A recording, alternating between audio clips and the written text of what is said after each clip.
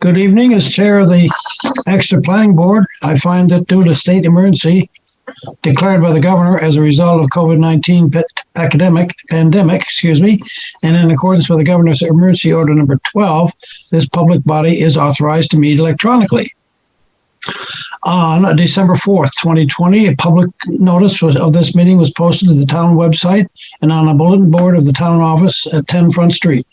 As provided the public notice, the public may access the meeting online and via phone. Please note that all votes taken during the meeting shall be done a roll call vote.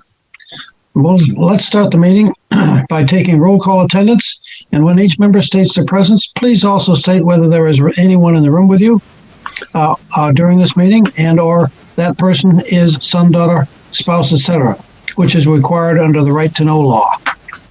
So I'll start off and introduce myself. I'm Langdon Plummer. I'm chair of the Exeter Planning Board. And how about Molly? Hey everybody, Molly Cowan, Select Board Rep. I am alone in the room, but the children are not yet asleep, so they might wander in and out. No children in my house, so I'm alone. Pete, Cameron. I'm here alone in my room. I'm the clerk of the planning board. Okay, and Jen Martell? Hi, Jen Martell, and I'm alone in the room. And Robin Tyner? Robin Tyner, and my sons are in an adjacent room, so they may come to. Mark? I'm here alone. Mark Detour. Nancy Belanger? Nancy Belanger, alternate. We have 4 regular members at the moment, so I'm going to have Nancy and Robin and Mark act. So to start off with, I expect other regular members will come in, and as they do, I'll switch gears a little bit. So we have to start off with the minutes from our last meeting of December 4th, I believe. December 3rd, excuse me, on our agenda to take a look at. Are there any comments, corrections? Pete, have you got anything you picked up? No, it's hard to believe, but I didn't even get a chance to read them. Oh. It got covered up with a bunch of other stuff. And it was your Christmas present, Lang, that did it. Okay, thanks. Jen, did you have anything? Okay. I did not. Molly? I also didn't, but I'm wondering if we should wait and approve the minutes because Pete hasn't read them and our most, the members with usually the most comments are not here. Okay. May I, Mr. Chairman? Yes, please. Steckler did email me and he had one comment, and I'll ask Daniel, because you're on, did you make that? You just had one change, Pete Steckler. No, but if it's the one that you sent me, I haven't. I don't know if that covers everyone, but, oh yeah, Gwen's not here either. Gwen's not here, no. So, I suppose we can table this. I think we should, Lang. Yes. Okay, is that a motion? I'll so make it. I'll second that motion. Nancy Thank you, Belanger. Nancy. Moved and seconded. Those in favor, I'm going to have to do a roll call vote. Remember, everybody's voting. So, Mark, we'll start with you. Your first vote. Aye. Molly Cowan. Aye. Pete Cameron. Yes. Nancy Belanger. Yes. Jen Martell. Yes. And Robin Tyner. Aye. And I vote yes. So, December 3rd will be held be reviewed at our next meeting. All right.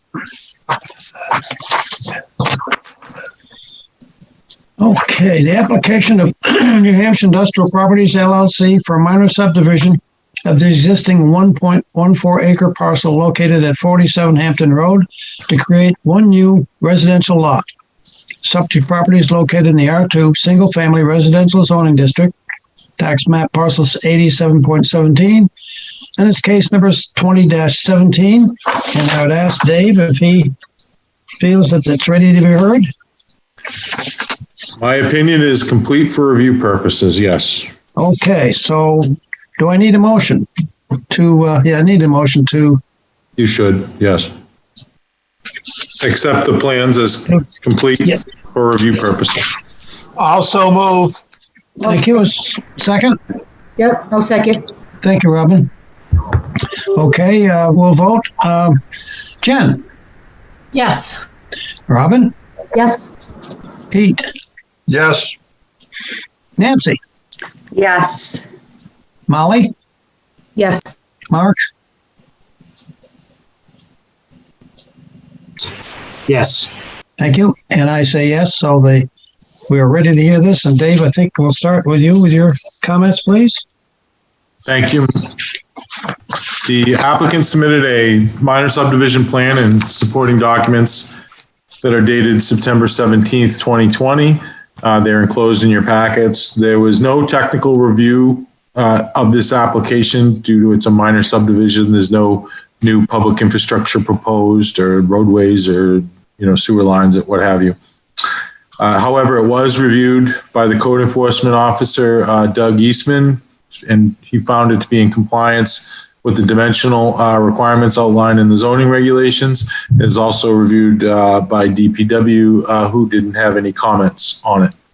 The existing lot was formerly occupied by Colkard's Garage for many years, and as such was considered a legal non-conforming use. The Zoning Board of Adjustment at its October 16th, 2018 meeting granted a variance for the expansion of a non-conforming use to permit the operation of a mechanical business supplying field services for municipal water and wastewater pumping systems at this location, with work to be performed at the customer's location, so off-site. I did provide a notice of that decision in your packets. I had reviewed the plans prior to the last meeting and had questions regarding the recently added existing crushed gravel area and whether it may require approval from the planning board. Contacted the applicant's representative to discuss those concerns. They provided additional information, and because our regulations trigger drainage analysis once you've disturbed over 10,000 square feet of surface area. So I had them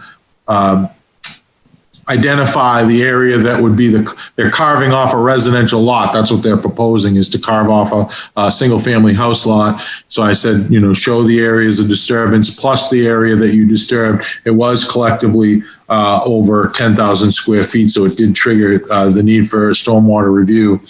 And the applicant submitted a plan entitled impact exhibit for the subject property that's enclosed, and it depicts the area. And they also submitted, they felt a waiver request would be justified from having to do a stormwater analysis, and they provided a waiver request, which is in your packet, and it's dated November 25, 2020, to offset the potential stormwater runoff from the new house. As you'll see on the exhibit, that they do propose a stone trench with a detail. Familiar, you've seen that proposed before, and it has a stone trench detail. It's a 2-foot wide stone trench that will be around the perimeter of the foundation. I think this proposed dwelling is just that. I don't know if they have a user yet. It's just, that's why they didn't show it around there, but whatever foundation goes in and whatever the dimensions are, there will, according to this plan, there's going to be a drip edge and a stone trench around that foundation. And I believe it is Millennial. I know this is Henry's Boyd's plan, but I believe Matt Steinel is here representing Millennium, and he can talk about the project and the waiver request. Thank you. Matt? Good evening again, Matt. You've actually done most of the heavy lifting here. I will bring up the plan for the commission and Yes, thank you. Okay, so this plan here is a plan showing the proposed lot layout. So staring at the property from the road, the garage, the commercial building is on the right. The proposed single-family residence lot is on the left. Lot 1, which will contain the commercial building, has approximately 0.76 acres.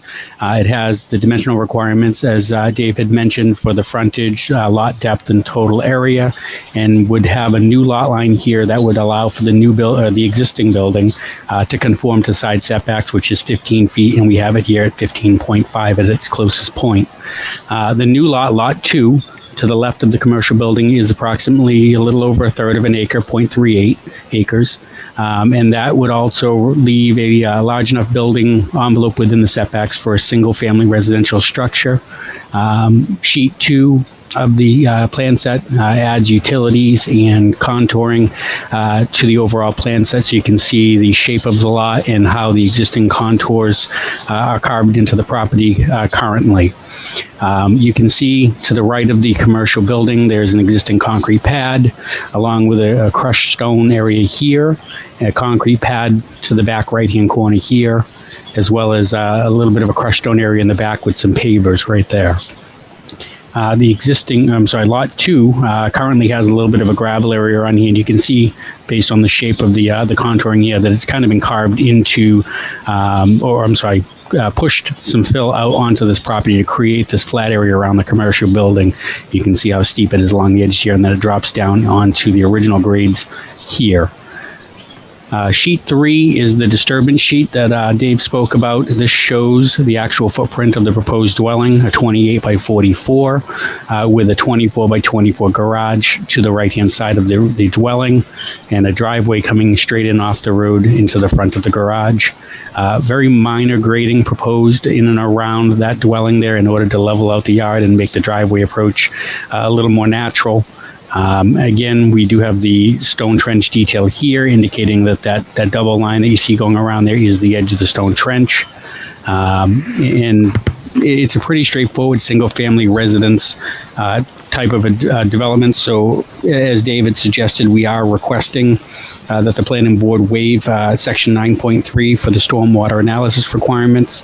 And if you see fit to approve that waiver, we would be requesting minor subdivision approval. Thank you. Questions on the part of the board and its acting members? I think the only question I had is from the commercial garage. Is there anything that was used there, if it's chemicals, oil, anything like that, that would be an issue, at least for the soils ever for the residential lot? As a commercial garage, I know David mentioned they had received approval for another use. I haven't been to the site recently to see what the current operation is, but when I look at the Google Drive by, it appears to still be.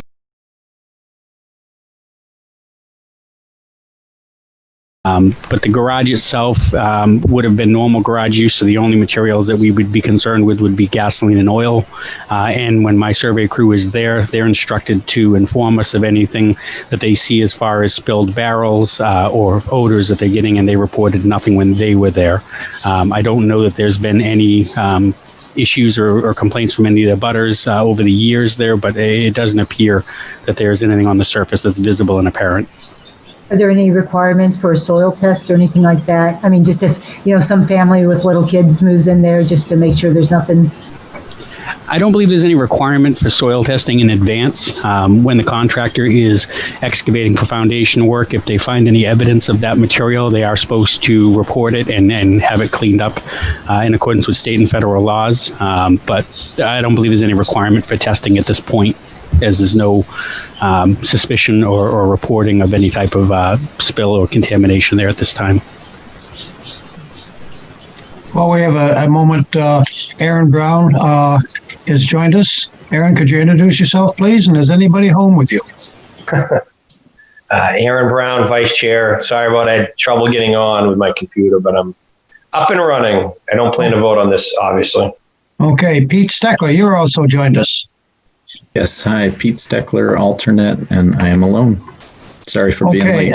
One other thing, I'm going to have Aaron is a regular member, Mark, so I'm going to have you step down or step back to being an alternate, and Aaron will act as in his normal role. I'm good. I might suggest you started with that slate. I think you probably want to. Yeah, Lang, I'd respectfully. You've heard the whole application. Yeah, Lang, Okay. I'd respectfully like to have whoever you chose as an alternate, if it was Mr. Detour. Okay, Yeah, Mark, act on carry on. I'll switch back again. Thank you, Dave. And Jen, you had your hand up and then down. Do you still have a question? Or? No, I think I answered my own question by looking that's good. more carefully at the drawing. Thank you. Good question for Robin. There are 0 attendees, so I don't believe there are any public here to speak on this Okay. application. Fairly straightforward application. Any other questions or comments? Molly, is your hand up or are you just punching yourself in the face? Adjusting your, Yes, adjusting my hair. okay. Well, is the board ready to move ahead then with the waiver request? Then I'd ask Matt, to go through the conditions that we have to, under which the waiver would be approved. There's 5 standards. Have you got those, Matt, or?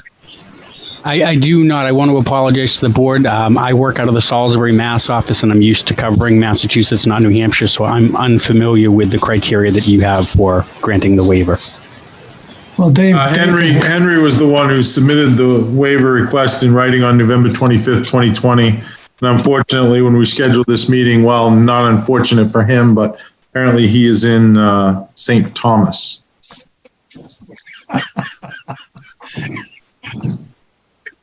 But you do have the November 25th, 2020 letter Yes. from him outlining the reasons why he feels that the board should grant the request. I do, actually, I have that letter here. It doesn't break it down into 5 points, which I think is what the chair was referring to. Correct. So I could read the letter into the record if that's what you're looking for.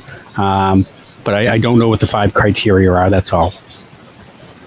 I don't know how you want to proceed, Lang. I mean, I could read the 5 criteria, however you want it. Why don't you, because we stick pretty closely to those 5 criteria, if you'd read them one at a time, and Matt, you can respond. We'll work through it that way. Okay. Sure. Number 1, granting of the waiver will not be detrimental to the public safety, health, or welfare, or injurious to other property. And okay, so the reason that granting it would not be detrimental to the neighborhood is a single family residence, in and amongst other single family residents, even though we have a commercial property here as well. So it fits the neighborhood, and it will not create significant increase in traffic on the road, which would be detrimental to the neighborhood. Okay, number 2. The conditions upon which the request for a waiver is based are unique to the property for which the waiver is sought and are not applicable generally to other property. Well, the conditions are unique to this property because it is a combination of disturbances from past development. It's not 2 lots with a total proposed alteration in excess of 10,000 square feet. It is a past and proposed analysis, and the actual area of disturbance on the proposed lot is significantly smaller. Thank you. Dave? Because of the particular physical surrounding shape or topographical conditions of the specific property involved, the particular hardship to the owner would result as distinguished from a mere inconvenience if the strict letter of these regulations are carried out. Ooh. I don't know if I caught all that.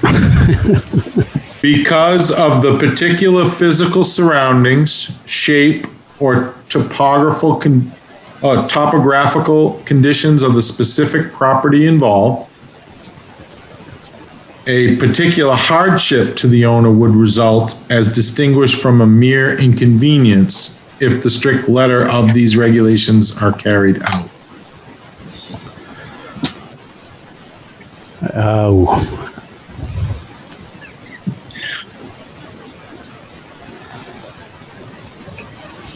I don't know. I don't think that the topography of the property in and of itself is restricting or an inconvenience. I don't know if I'm talking myself or talking you out of granting the waiver, but the lot itself was previously disturbed. It has the existing commercial property on one side. The lot was significantly filled and pushed with fill material prior. So we're not talking about original surface and alterations here. These are ones from the prior development with minimal proposed on the new one. There's not a significant amount of impervious. There's actually virtually no impervious surface being created on the new lot with the exception of the actual structure itself. Okay. I don't know if that answers it. The granting of the waiver will not be contrary to the spirit and intent of the regulations. Well, the intent, or my understanding of the intent of the regulations, is to prevent water issues and stormwater issues for the neighborhood and adjacent properties. And we believe that given that the limited amount of impervious surface being created on this property by the roof and the proposed stone trench around the foundation will handle that, no stormwater issues should be generated from the development of this lot for any of the abutting properties. Okay. And finally, the waiver will not in any manner vary the provisions of the zoning ordinance or master plan. And I usually conclude that knowing the master plan and zoning ordinance fairly well. Nothing varies the provision of the zoning ordinance, and nothing doesn't vary any provisions of master plan, because that doesn't speak on, individual stormwater analysis on lots.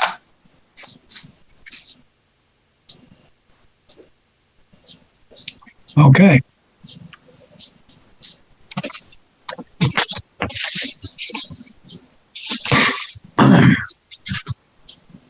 That being the case, if everybody's satisfied with the responses there? Not seeing any objection. Would somebody like to make a motion? To water analysis.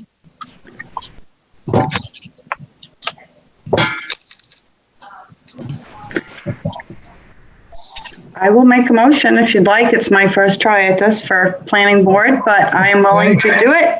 All right, go for it. Thank you. After reviewing the criteria for granting waivers, I move that the request of New Hampshire Industrial Properties, LLC, Planning Board Case Number 20-17 for a waiver from the requirement to provide stormwater analysis design standards information be approved. Is there a second? Second. Okay, thank you, Jen. Any discussion? Then I'll call for the vote. And let's start with you, Jen. Aye. And Robin? Aye. Let's see, Pete Cameron. Yes. Nancy Langer? Yes. And Molly Cowan? Yes. And Mark? Yes. Sorry. And I vote yes. So the motion carries. Next would be the subdivision motion. However, Dave, do you have some conditions? Please. I do, thank you. I have two standard conditions for minor subdivision. And number one, a DWG file of the plan shall be provided to the town planner showing all property lines and monumentation prior to signing the final plans. This plan must be in NAD 1983 State Plane, New Hampshire, FIPS 2800 feet coordinates. And two, all monumentation shall be set in accordance with section 9.25 of the site plan review and subdivision regulations prior to the issuance of a certificate of occupancy for any building/unit. Okay. Chairman. I didn't hear any from the board when we were discussing that. So I'm open to a motion. I will make a motion, Mr. Chair. Okay. I move that the request of New Hampshire Industrial Properties LLC, Planning Board Case Number 20-17 for minor subdivision approval be approved with the following conditions as stated by Dave Sharples, our town planner. Thank you. Second? I'll second. Thank you, Robin. Any discussion? And we'll do roll call vote again. Mark, start with you this time. Yes. Robin? Yes. Nancy? Oops, yes. Jen? Yes. Molly? Yes. Pete Cameron? Yes. And I vote yes. So it's been approved. Thank you. Right. Thank you very much for your presentation, Matt. So again, thank you. You guys have a great Christmas. Tell Henry you did a great job. Chairman says so. Will do. Yeah. You have a good Christmas as well. All right. Next on our agenda, some heavy reading. Under other business, a proposed update to recreational and public school impact fees. And Dave, can you lead us off on this? I can. Thank you, Mr. Chairman. Dave, before you start, Mr. Chair, which one of Oh, us? yes, we should switch horses here a little bit. So I'm going to have everybody, this is not an application. I'm not asking for any votes this evening. Okay. If that's what you mean by, setting a. That's all I'm thinking, but no, that's fine. Yeah, no, I'll take all of you as. We've acted all we have to tonight. And participants, I take my hat off now. I don't. I think that, yeah, we'll get there on what we got to do. I wanted to introduce it and so forth. So thank you very much. As I mentioned several times at prior meetings, the town hired Bruce Mayberry to complete two tasks. The first was to examine our school and recreational impact fees that have not been updated since 2003.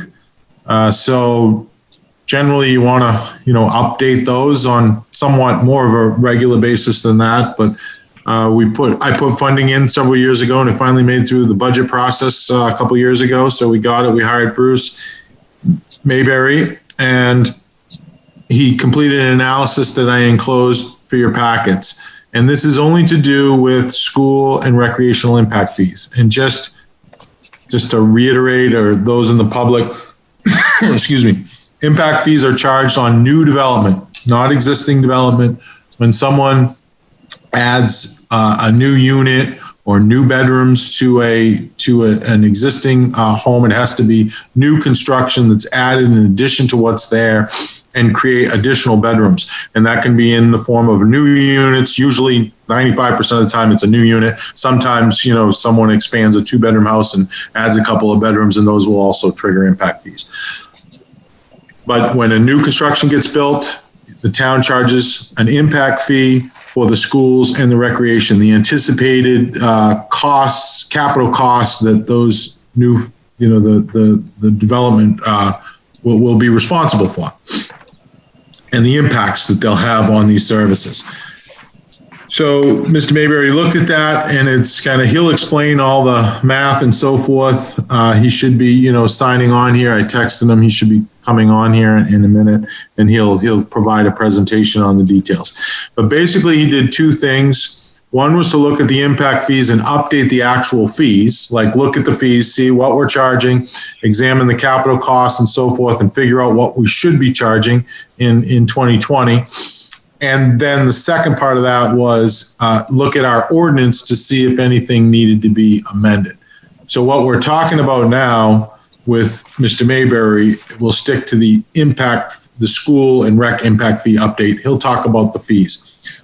He, in his two documents that I gave you, one on school and one on rec, he presents some options that the planning board and town has to adopt the fees, and he provides A, B, and C options.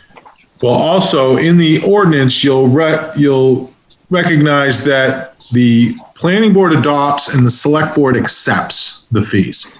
So not sure I really understood what that meant. It's like, okay, two people, two boards need to agree somehow.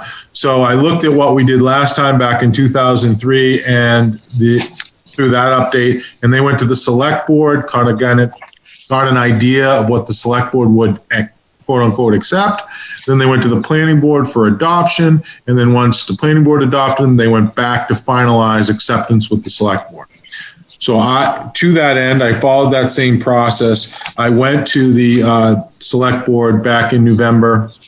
I ended up going twice, 2 meetings, and I ended up recommending that the select board endorse the adoption of option A, which is the least monetary, amount, but it's based on existing capital spending. It's very justifiable. And I thought that was the best way to approach it at this time. If the board, a year or two from now, 3 years from now, expends more capital funding than we're anticipating, than we're, calculating now, like there was a new rec center. If that he mentions in the recreation fee, if that got approved, then you justify going with option C, the higher rate. So if that happens in the next couple years or few years, and we start expending more money through the CIP process, then we can always adjust the fee based on this methodology and not have to go back out for a consultant, and we can just readopt a fee. So I recommend option A, and I will have Mr. Mayberry, but he is just texted me and says clicking on link provided, but nothing happens. So Exeter oh, there he is. Here he is. Timing. So he's going to come on and provide a little bit more in-depth presentation because he knows a lot more about impact fees than I do. Whoops, we lost him. I see him. Okay. Hey, Barry. How are you? I think I'm muted. Hold on. No, we can hear you. No, you okay, can hear you. We're good. We're good. I had a little trouble getting in for some reason, but I'm here. So just to recap, I just kind of quickly explained the process and what we hired you to do. And we're here to just talk about the impact fee update, not the amendment. I'll talk about that after, because that's more housekeeping than anything else. And we don't need your time involved in that. Sure. And I just said, you'd give a little presentation to kind of, describe what you came up with better, a little more in depth than I did. And I already informed them about the select board and my recommendation to, accept A, and they endorsed A, so it would be a matter for the planning board now to move ahead and make their adoption. Okay. Do you want to go through the slides that we use with the select board, or do you want to go to questions and answers? Sure, that would be appreciated, I think. Yeah. If I can share my screen, I'll give that a try.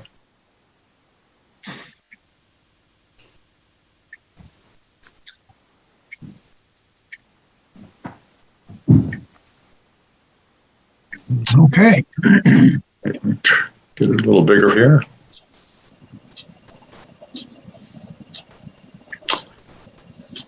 Okay. This is just a brief summary of the basic principles on the impact fee update. We had, just to go back to the purposes of impact fees, it's a one-time assessment, assessed only to new development to pay for its proportional demand on capital facilities. There's really two ways that impact fees work. One is to set aside money for future improvements that are needed to support new development, or two, to recoup the cost of something you've already provided, existing facilities that are already in service that have adequate capacity to support demand for new development. And really, without the recoupment potential, impact fees are almost impossible, because once you built something, if you couldn't then continue to collect for something for it, it would be kind of nonsensical. Your current fees are based on 2003 data and methods. There was an update, draft update prepared for schools in 2009, but that was not taken up for a change. So that means that your fees are currently based on data that's 17 years old. So never too late to do an update, I think, to keep the fees proportionate. The components of the fee are The first and probably most important is to define proportionate demand on facilities, not just schools, but the proportionate demand here is based on current estimates of the average number of pupils per housing unit. We take out of the equation age-restricted units, which are normally not assessed a school fee, to come up with a ratio for different types of housing units. We documented that by actually pairing up your enrollment records by address to property characteristics in the assessment database. So we have, I think, as accurate an average as we can do. We did the same thing in 2003, so we have a good comparison there. The capital costs are somewhat generic. We're looking to define the average cost of a housing unit in terms of the school space and the cost of that school space related to the demand of an average single-family home, townhouse, etc. And that's defined by the number of square feet that the school system needs per pupil capacity, the cost per square foot of school space, and then an adjustment for state building aid. That gives us a net district capital cost. The adjustments we have in there, we do give some credit allowances for debt service, for base year needs, for rectifying deficiencies. We look forward and back at least 20 years to do that. Credit allowances are not required by state statute, but it's sort of a state of the art, I guess you'd call it, to lessen the potential for double charging new development for the same improvements.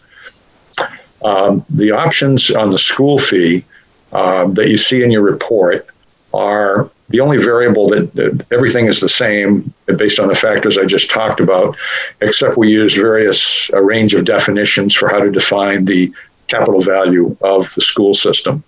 Under column A, when you look in your chart, we use the current state building aid allowances on new schools in Rockingham County, cost per square foot for the different, for elementary, middle, and high school.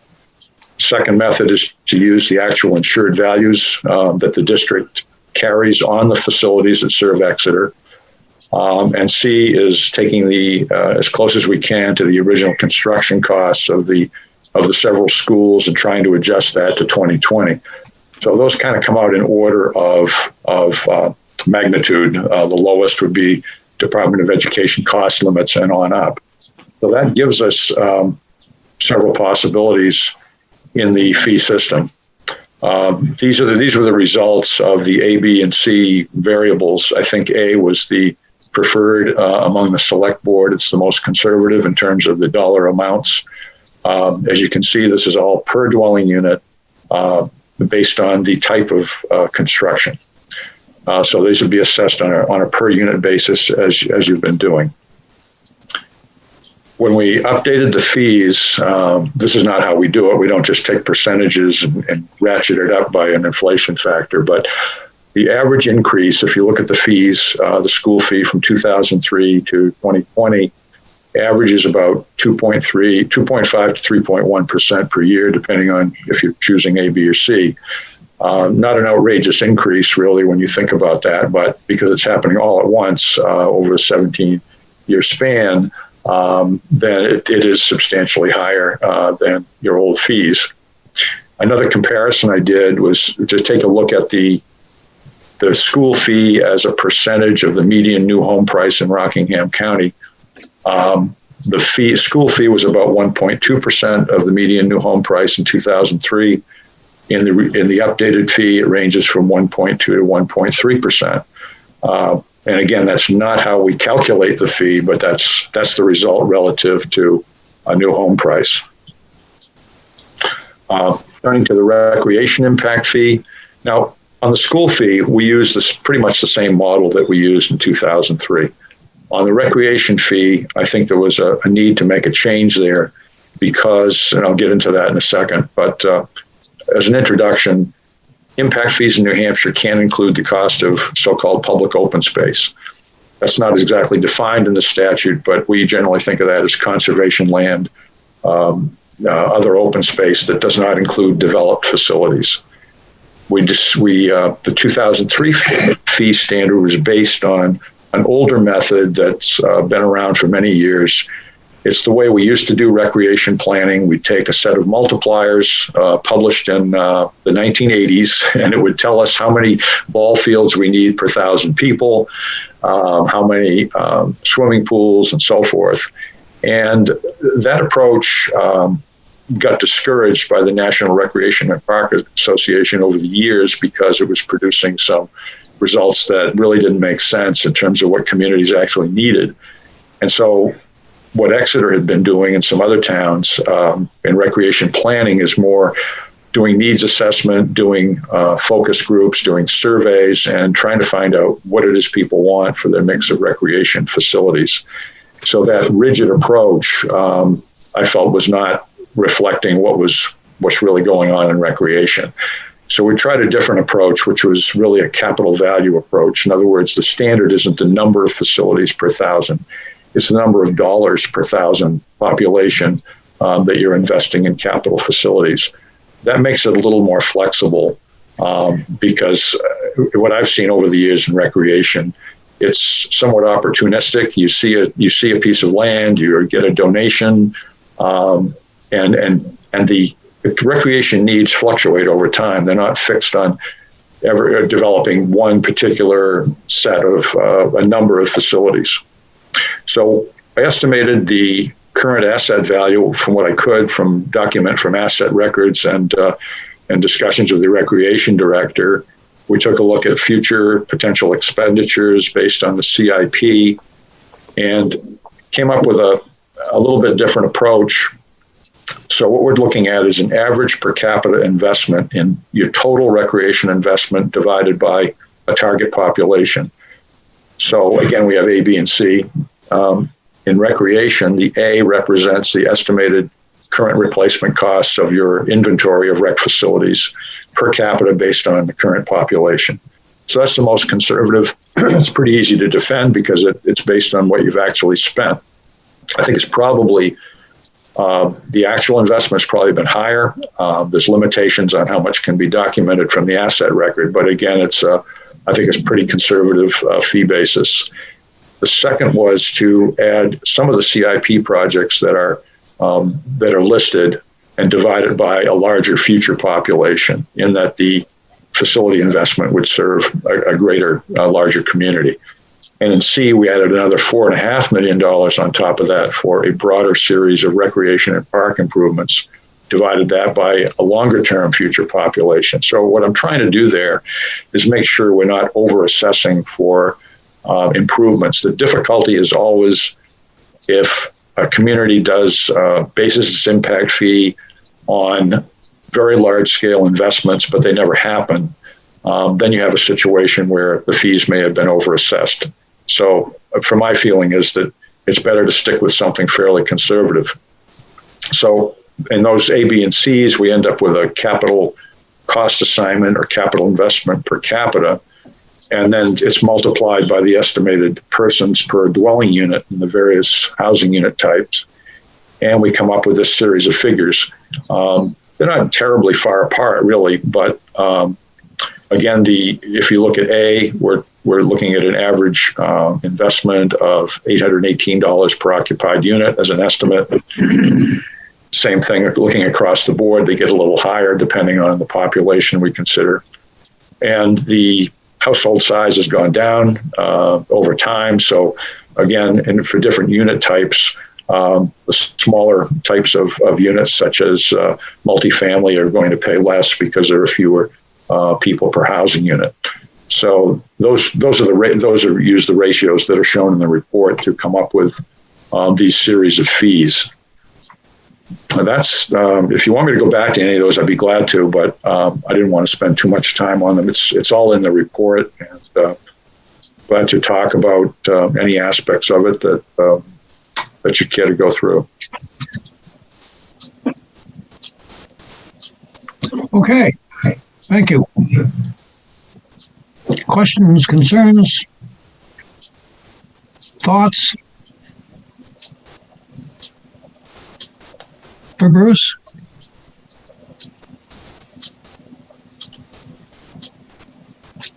Pete Steckler has his hand up. Okay, Pete. Thank you, Mr. Chair, and thank you, Mr. Mayberry, for that. This is all new territory for me, so I'm learning. Okay. I guess one question that comes to me, recognizing that it took 20 years for us to update this, and thinking about your option A, which means that pretty quickly that becomes out of date, if I understand correctly. And to think practically about it, that it took us this long to do an update, it's not likely to happen again anytime soon. Is there like a 2030, like option A1, for example, that looks at, okay, well, we're probably not going to update this again for another 10 years. Do we look at, a 2025 population, which strikes the middle ground between 2020 and 2030 when we might do it again next? I don't know. I'm just wondering if that's something that's an approach that's ever been taken, or why that's a terrible idea. No, it's not a terrible idea, Pete. I think the difference, picking a year isn't probably the most important thing. It's picking the capital value that you think is realistic for what the town will actually invest in recreation. And that's the trickiest part, is how much will be spent. In other words, again, you went through quite a planning process on the community center. I originally started out with a model that included a $10 million allowance for the community center, until I found that the vote was pretty overwhelming to not approve that level of expenditure. So obviously that one seemed too high to make an assumption. The other way of doing it, I think, that I can't remember, and Dave will have to help me out here, because I don't remember what the ordinance says about the recommended periodic, how periodic the updates are supposed to be. A lot of ordinances say update periodically or every 5 years, or not everybody, but I believe it's 5 years. Yeah. I think I read 5 years somewhere. Yeah. And that's not unusual. Those go by the boards. The last page is 5. Yeah. Because I think an update can be, well, we looked at it, we decided not to change it. That's the end of the update, the review. But I think the other way to do it is that if, say, you chose option A, which is the current capital value per capita, and then looked at that again in another year or two and say, well, what additional has been added to the rec inventory, and what's that value? And then try to divide by a certain population. You'd have sort of a running average that would keep pace with whatever it is. And the same thing could be done 2025, as you mentioned.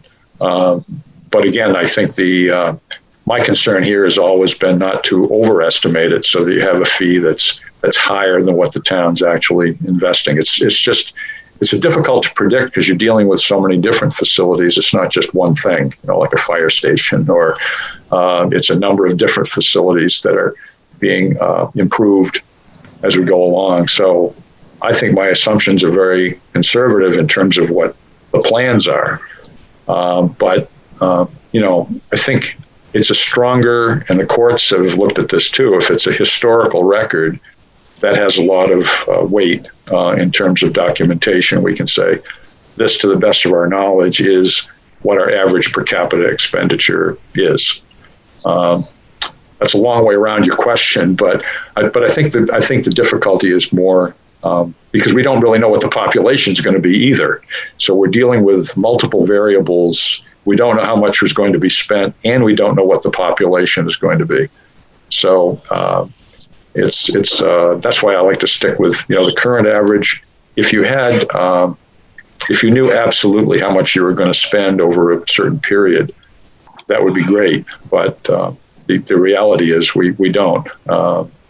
It's easier to do recoupment of fees after the expenditures have occurred than doing the predictions and then trying to see if that stacks up to the actual amount spent. did that answer your question? I hope I didn't. Yeah, no, it did. I have one follow-up question, which is knowing that from 2003 to 2020, we had a 2.5 to 3.1% increase per year over that period.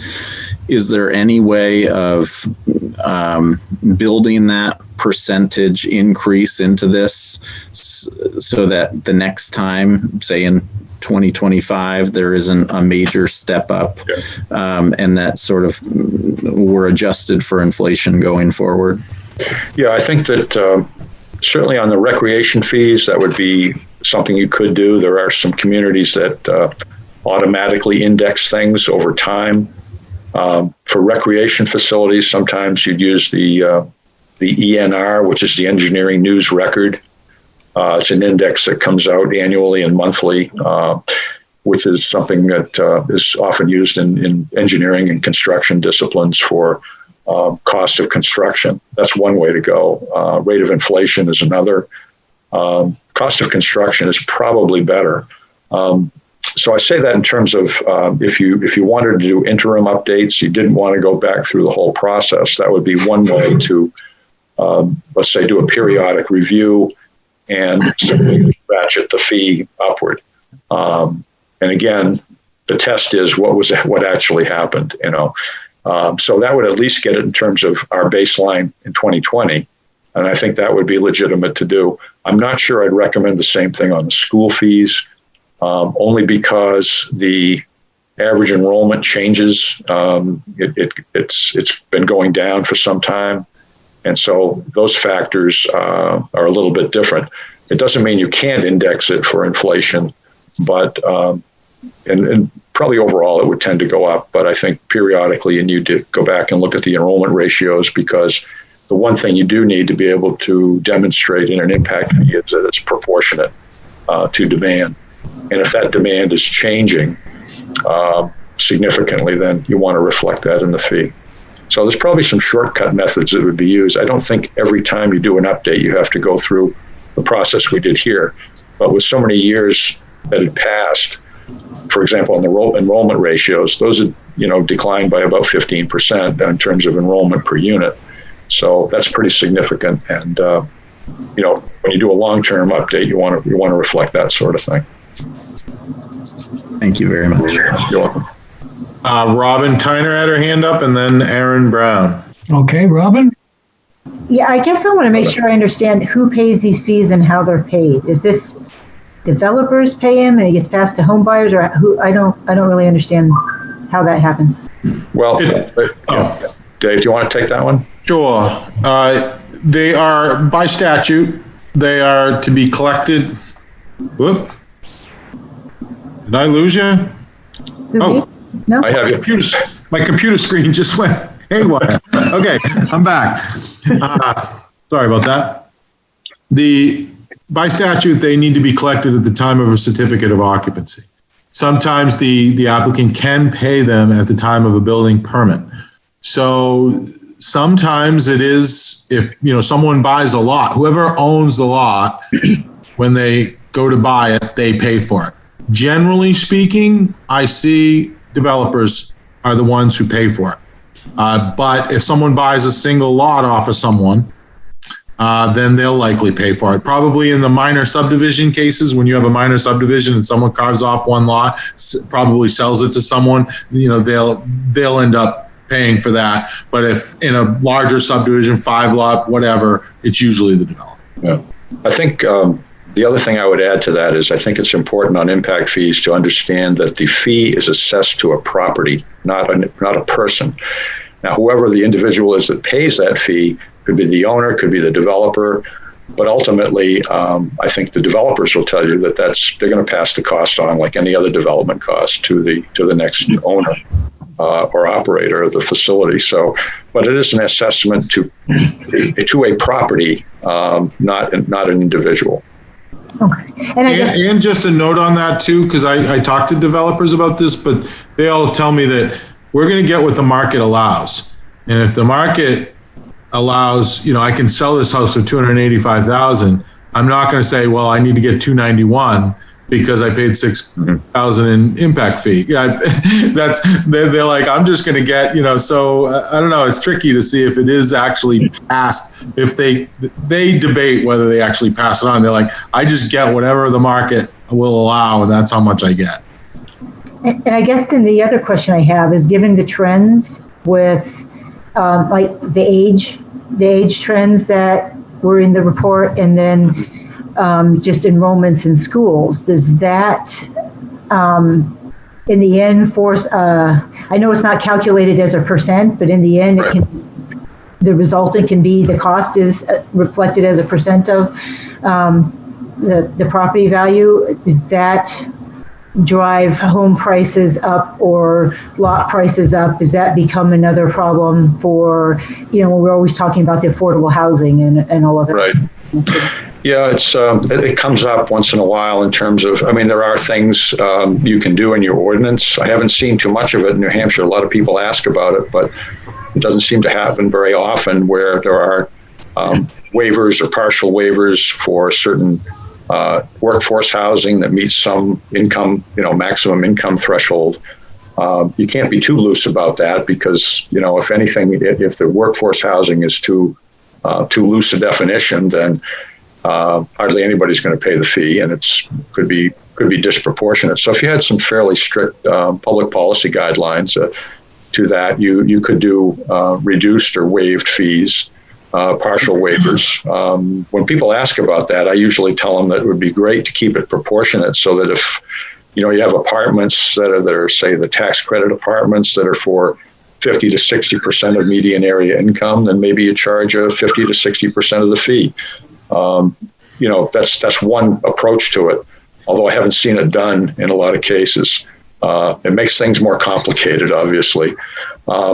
I think you mentioned too, charging it as a percent of the selling price. That would not be, I don't think that would fit the statute, because it is then not proportionate to the demand that new development places on the system. It's based on value, like property taxes, and it's not a property tax. So it really needs to have that rational relationship between a measure of demand and how much needs to be invested to satisfy that need.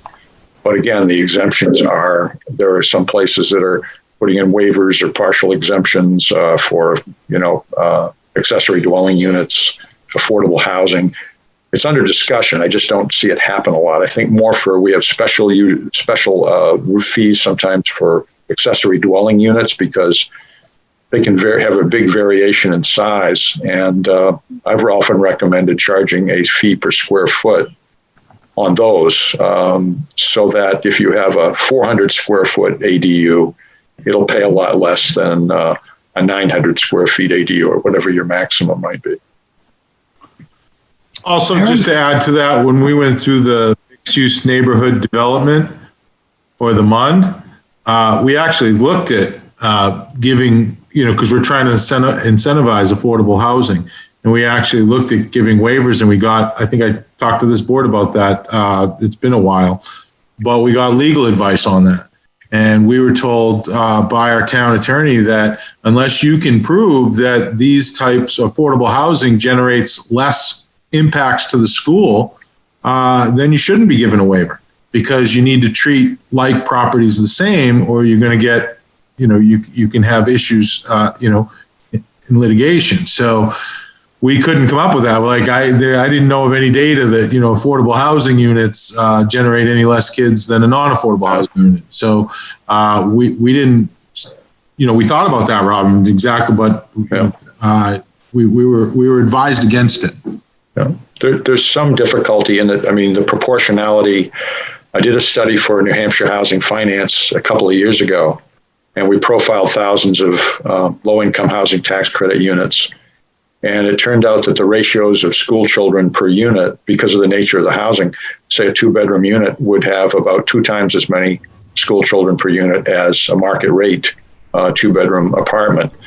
And that's not saying they're bad for the community, obviously, because they're tailored to a certain market. And a lot of the market are single moms with kids. So obviously they're going to have more kids.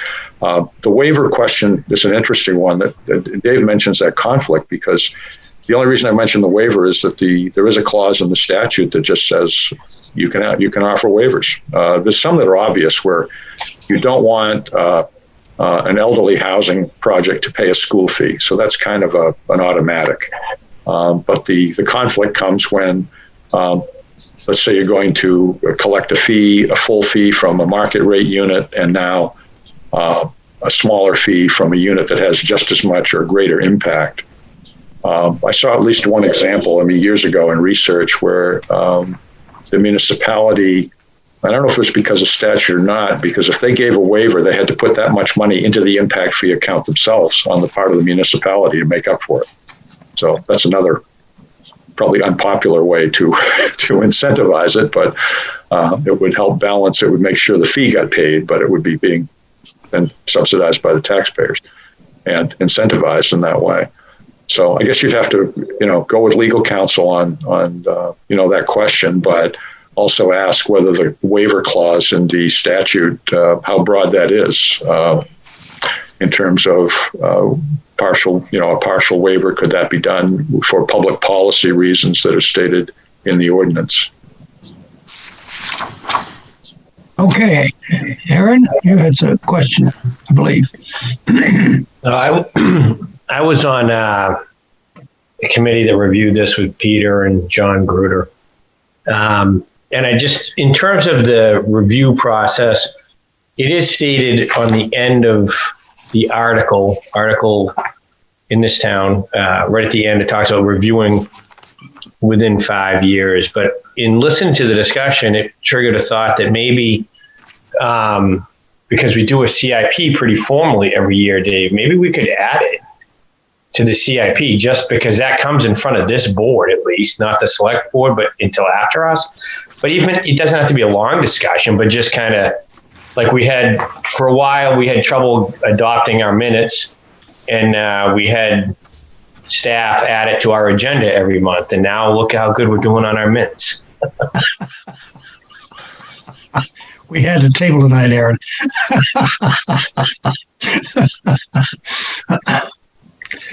Certainly can do that. That's a great idea. We'll put it in. And the way this is structured is this is we can use this report if we start spending more capital, making more capital investments. Correct me if I'm wrong, Mr. Mayberry, but we can adjust the fee and vote a new fee, and without going back and doing the whole study again, because this right. Data will stay, fresh for a little while for the next, couple years or so. So sure. Once the models are in place, if they're not too drastically outdated, they're pretty easy to, do an update without going through. We went through the whole thing, this time around because it had been so much time had elapsed, and we really needed a different approach on the recreation too, I think. Yeah, and that changed the process too, because then we had to go to the budget committee, and we didn't make it a couple times, and then finally we made it and got the funding, but we don't have to do that next time. So great idea, Aaron. I'll make it part of the CIP just to review the impact fees. Yeah, sounds good. Self-improvement. Other questions? Concerns? Nancy, looked like you were going to say something. I am, if I could, please. I have a question. So Aaron Brown brought up because I was thinking about the CIP and tying it in, especially with the budget process beginning with the planning board, that would work out great. I have a question for Dave, and I'm not sure if my memory is correct on this. Is there a time frame for when those impact fees have to be used by once they're collected? 6 years. Thank you.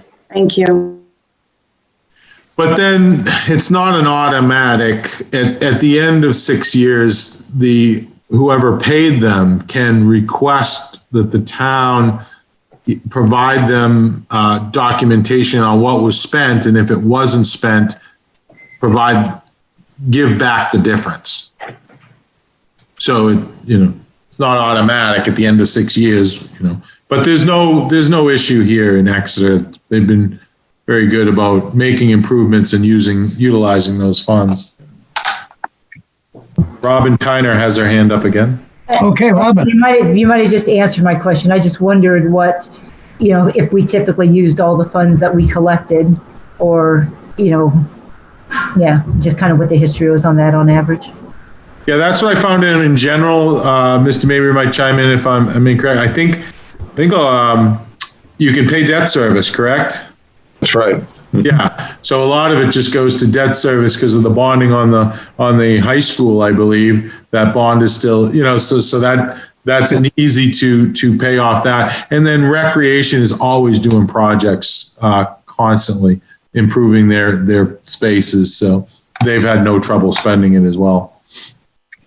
And I think the recreation's keeping good track. I've seen some of their spreadsheets that I looked at, and they're keeping good track of where the funds are spent. If there's an impact fee spent on a project, it's listed specifically for that, and they're conscientiously trying to put it toward facility improvements that actually enhance its ability to serve additional people. So that's a good thing. I think on the schools, it's probably going toward. Again, it goes toward debt service owed by the schools. Now you have a new middle school bond in addition to the high school. When the high school one runs out, you're going to have the middle school is going to continue for quite some time as well. So there's lots of opportunities for the placement of the fees.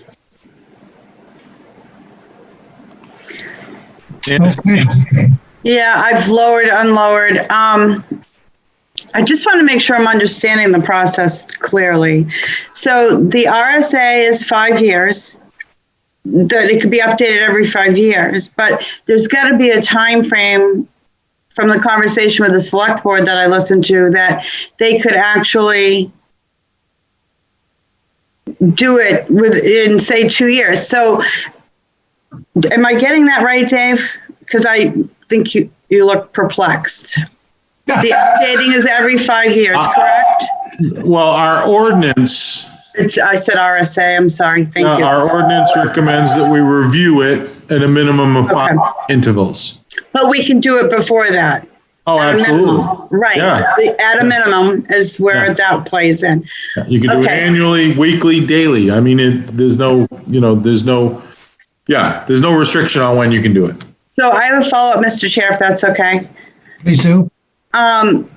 Okay, so if we look at the CIP and there's a rec project on there, rec department project, does it have to wait to pass in March for the fee to be looked at again? Is there a trigger that has to happen? I guess is what I'm trying to ask. There's no particular trigger in terms of, well, what I would suggest, I mean, if there were a major capital expenditure approved, that might be a good reason to go in and update the fee once that expenditure is actually approved. So it depends on the method that we use. If we use that column A fee that I talked about, that would be a good point to increase the fee as the inventory of capital facilities actually grows as the investment is committed. Yeah. And approved. But so the approval does have to take place. It does not have to take place because you still have 6 years to use the funds. To be prudent, I would recommend that in this particular case. Thank you. Nancy, I think that's a great point, though, because there would be a lag, right? If we see the CIP and the select board sees it and then the town people see it and then it goes through. But the nice thing about the CIP is it does have that, year over year. It's not just a snapshot. It is a true budget. So we'd have to track that for the current board. But I think if we can get it on there, that's a big step to just making sure it doesn't go out like Mr. Steckler was talking about. We're not back here in 20 years saying, hey, what happened? And we're dealing with more of what we're really spending as a town versus what we might, because demographics actually can change. I mean, the affordability issue in this town could have a big impact on rec fees potentially, I think. And if I could add that sometimes it does take 3 years to get something on a larger scale to pass. Yes. Yep. Definitely. Modified so the public is comfortable to vote for it. Or education along the way. Yeah. There's not 5 different major things on the ballot the same year. That's a tough one to get started. Yeah.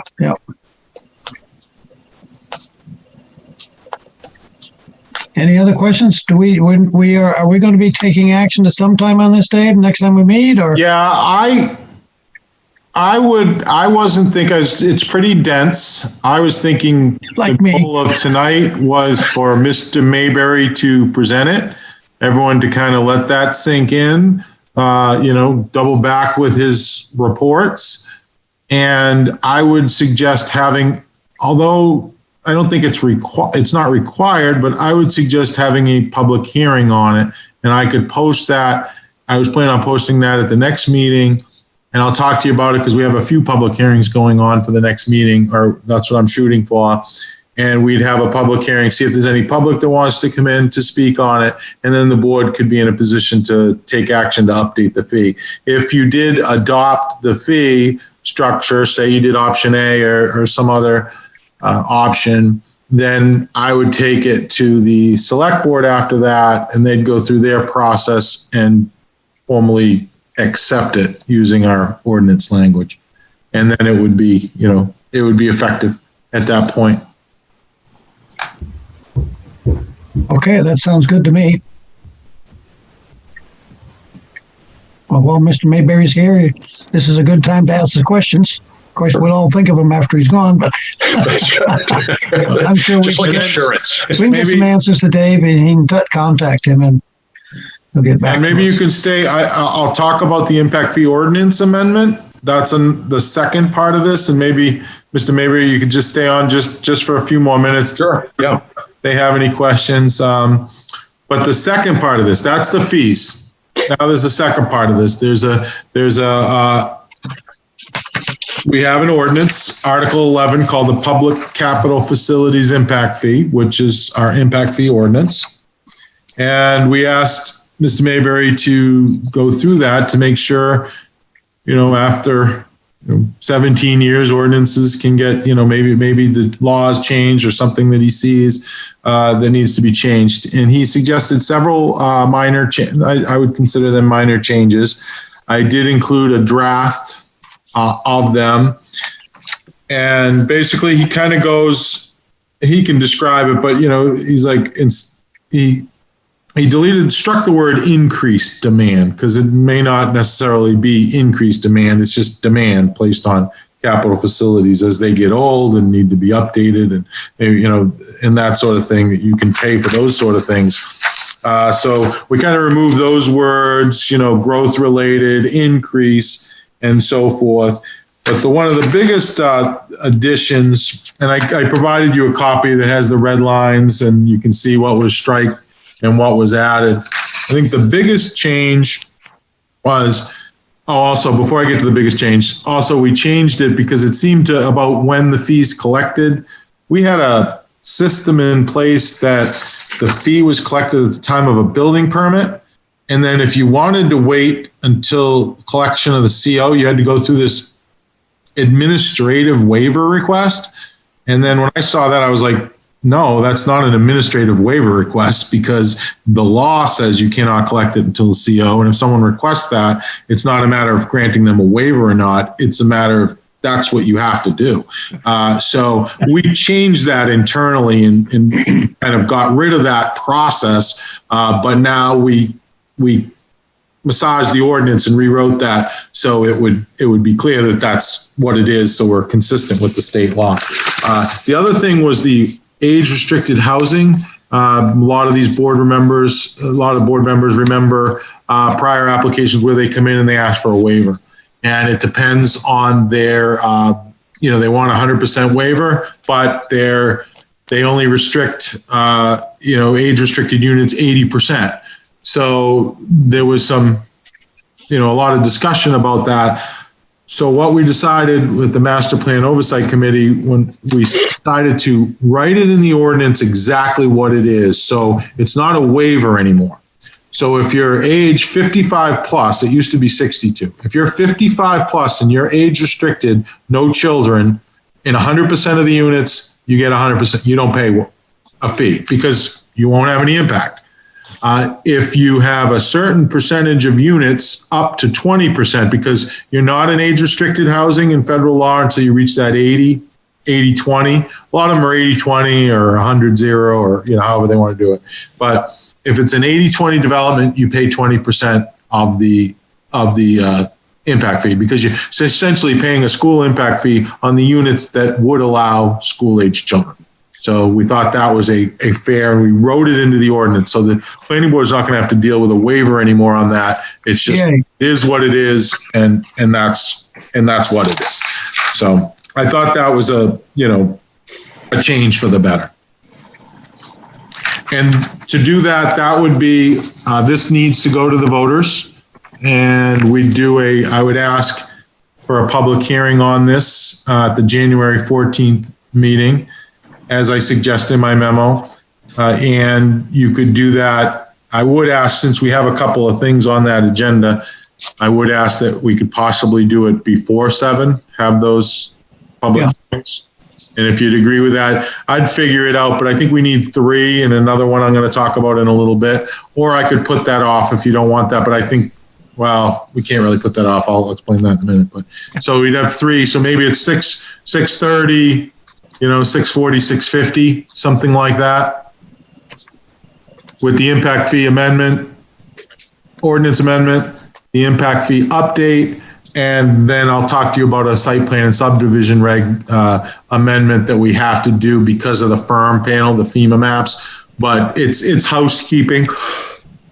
Excuse me. I mentioned that to the board, I think a couple of meetings ago, but we would like to do that one as well. So anyway, getting back to that, any questions on the ordinance amendment?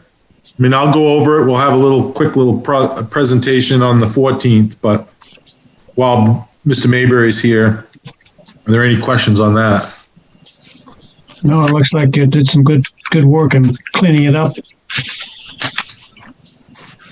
Yeah, most of it was just housekeeping. Moving the change with the age-restricted units. And we had such a time with a couple of those waivers that I thought it'd be best just to write it, and so did the Master Plan Oversight Committee, just to make it clear in the ordinance. This is what we charge, and that's it. So that dynamic team has been through this already. Yes. One of their famous 8:30 meetings. 8:15. Oh, 8:15. Good. Just in case anyone's listening and wants to join us. Sounds like a plan to me. Any other comments? No, I'll speak at once. Well, I'd like to thank Mr. Mayberry for being with us this evening and enlightening us, myself and Peter, a little bit anyway. Peter and I will have to go to school together and find out what this is all about. Yeah, it's not as complex as it looks. No. The complexity is really the documentation, so that we do everything we can to make it proportionate, as long as we can prove that. Yes. Yep. Main objective. Yep. Equitable. Yep.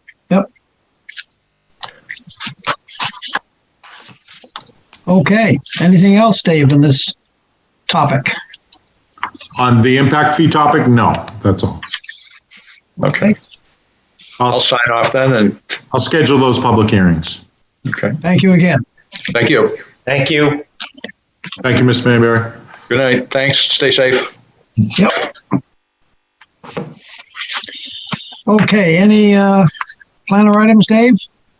I do. I just mentioned it, but I mentioned it a few months ago or a couple months ago, or just, I don't exactly remember, but in the near past, that we were contacted by the Office of Strategic Initiatives, and there's some new firm panels, insurance rate map panels. I don't know if anyone's ever looked at those, but they show where the different flood, the regulatory floodway, the different floodplains, base flood elevation, if they have identified where, what it is in an area. So it's a map that shows that. Well, they're coming out. We actually, when we removed the dam, there was a LOMAR, a letter of map revision that we submitted that changed the floodplains, and they updated the maps, and they have new maps. So we have to adopt those in our site plan regs and our ordinances. And the select board, unlike any other amendment where you have to go to the voters, the select board actually have the authority to update the floodplain, because it's important when those maps come out. They need to be, they didn't. I believe that's why the legislature did it, so they're not subject to voters vote, or you really want to get them adopted because they need to be. So they will take care of that side. We need to do our site plan and sub-regs, and it's ministerial. It's just, changing the dates from the 2005 to the new maps. Mm-hmm. And they used to call it 100-year base flood elevation. Now it's just base flood elevation. They dropped the 100-year because it doesn't really happen once every 100 years. It's a 0.01% chance, or 1% chance every year. So that's what it's called, but they removed that reference. So those are the only changes, but I will put that on for a public hearing if without objection, also on the 14th. Because we need to amend those. The state's asking for that, for the select board and the planning board to make those necessary amendments by January 29th, 2021. And I talked to Russ Dean, and we're going to get on the select board for January 4th. And then if we do the planning board on the 14th, then we should have both of those things done in time that OSI is asking for. Okay, that sounds good to me. Thank you. Okay, may I ask a question for scheduling purposes? Is a half an hour going to be enough time? If we started at 6:30, is a half an hour enough time for 2 public hearings? Actually, 3. I'm comfortable with it because one can go a little bit long. I mean, I don't, as much as I'd like to have people come and provide their input, I'm not sure we're going to get much. So if one might take like 2 or 3 minutes, and then, so I'm comfortable with that. And we can always go a little bit into the 7 o'clock meeting, because we'll be on TV and so forth if worse comes to worse. I just wouldn't ask you folks to come any earlier than that, because then there could be a lag time between the public hearings and the meeting starting. You're right, yeah.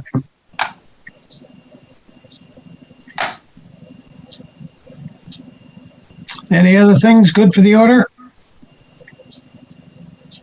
Well, Aaron, it's your turn.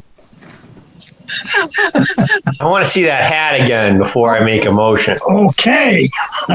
Let's see, where's the back of the hat? Here it is. Got to get the tassel on the right side. I wish I had mine lying. You look awesome. Happy holidays. Merry Christmas. Motion to adjourn. Same to you. Thank you. The motion. Oh, yeah. Okay. There's 2 of us. I'll join them. Happy holidays. Oh, David, you sure? Look at that. I got my red and green, I guess. Okay. That's good. Have a wonderful holiday, everyone. Same to all of you. Happy holidays. Take care. Absolutely. Thank you, and relax. Have a good time. Me too. Will do. Bye.